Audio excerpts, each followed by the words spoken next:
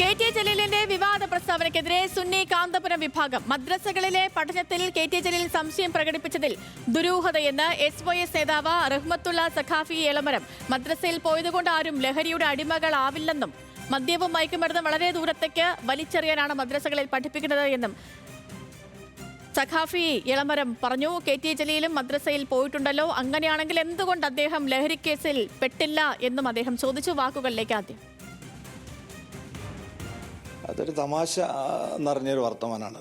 അങ്ങനെ കെ.ടി. ജലീൽ മദ്രസ പോയ ആളാണല്ലോ, അദ്ദേഹം ലഹരി കേസ് പെട്ടില്ലല്ലോ.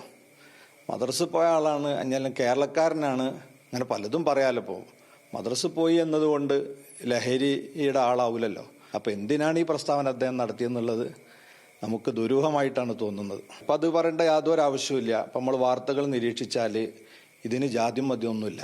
അതിലെല്ലാ വിഭാഗം ആളുകളുണ്ട്. മദ്രസ പോയാലുണ്ട്, അമ്പലത്തിൽ പോയാലുണ്ട്, ചർച്ചിൽ പോയാലൊക്കെ ഉണ്ട്.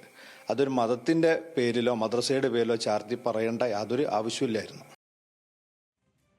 അനൽക്ക സേതാണ് നമുക്കിപ്പം ചേർന്നത്. അനൽക്ക, മദ്രസകളിൽ പോയി പഠിച്ചിട്ടുള്ളവരാണ് ഏറ്റവും കൂടുതൽ ലഹരി കേസുകളിൽ പ്രതികളാകുന്നത് എന്നായിരുന്നു കെ.ടി. ജലീലിന്റെ വിവാദമായ പരാമർശം. ഇപ്പോൾ സഖാഫിയുടെ വാക്കുകളെ നമ്മൾ ഏത് തരത്തിൽ വിലയിരുത്തണം?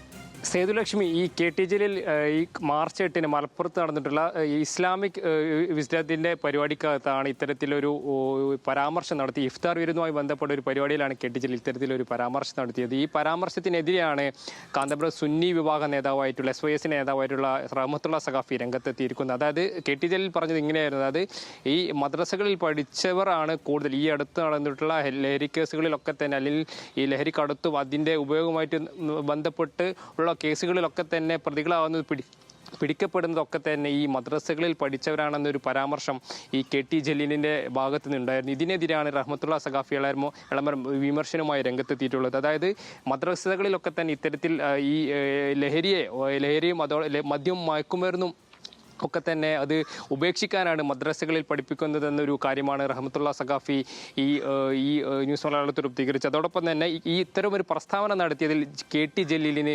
ജാഗ്രത കുറവുണ്ടായി എന്നൊരു കാര്യം അദ്ദേഹം പറയുന്നുണ്ട്. കൂടാതെ ഈ സമൂഹത്തിൽ തന്നെ ഇത്തരത്തിൽ ഭിന്നത സൃഷ്ടിക്കാൻ താല്പര്യമുള്ളവർ ഇത്തരത്തിൽ കെ.ടി. ജലീലിൻ്റെ പ്രസ്താവനയെ ദുരുപയോഗം ചെയ്യുമെന്നൊരു കാര്യം അദ്ദേഹം പറയുന്നുണ്ട്. അത് ഏറ്റവും ഈ അടുത്ത് നമുക്കറിയാം, മദ്രസകളൊക്കെ പൂട്ടണമെന്ന് ദേശീയ ബാലാവകാശ കമ്മീഷൻ അത്തരത്തിലൊരു പ്രസ്ഥാനം.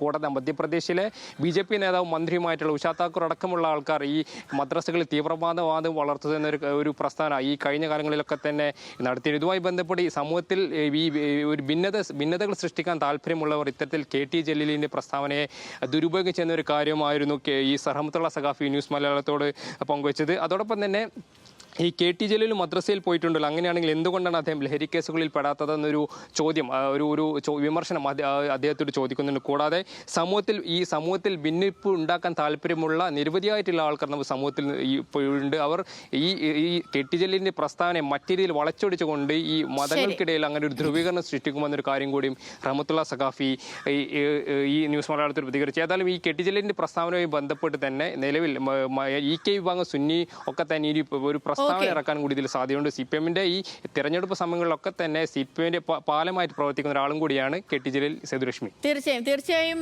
അനിൽക്ക, തന്നെയാണ് ഈ വിഷയത്തിലെ രാഷ്ട്രീയ പ്രാധാന്യവും. കെ.ടി. ജലീലിന്റെ പ്രസ്താവനയ്ക്കുള്ള SYS നേതാവ് റഹ്മത്തുള്ള സഖാഫി എളമരത്തിന്റെ പ്രസ്താവന, അതുമായി ബന്ധപ്പെട്ടുള്ള വിശദാംശങ്ങൾ നൽകുകയായിരുന്നു അനിൽക്ക.